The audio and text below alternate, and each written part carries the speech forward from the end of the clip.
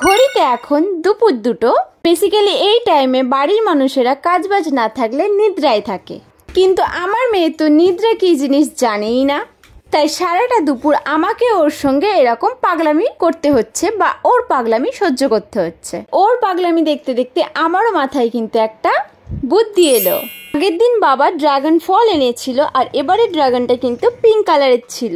Pink dragon দেখে যতটা না খুশি হয়েছি তার থেকে বেশি কনফিউজ ছিলাম যে এটা কি আদেও অরিজিনাল নাকি কালার মিক্সড করা আছে। কারণ হাতের অবস্থা আমার হোলিতে রং খেলার পর যেমন হয় ঠিক তেমন হয়েছে।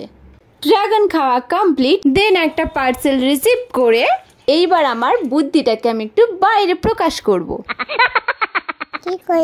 কি করব দেখতে থাকো।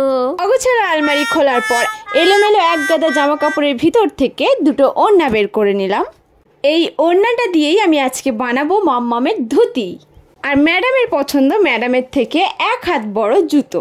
প্রায় ঘন্টা 2 বুঝিয়ে আরো 3-4 ঘন্টা টিপ পরাতে মোছাতে করতে করতে ফাইনালি সাজানো কমপ্লিট হয়েছে।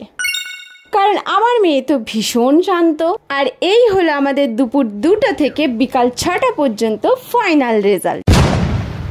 কি ভাবলে ফাইনাল রেজাল্ট কি এখানে অ্যাড করব? ওটা আসছে নেক্সট।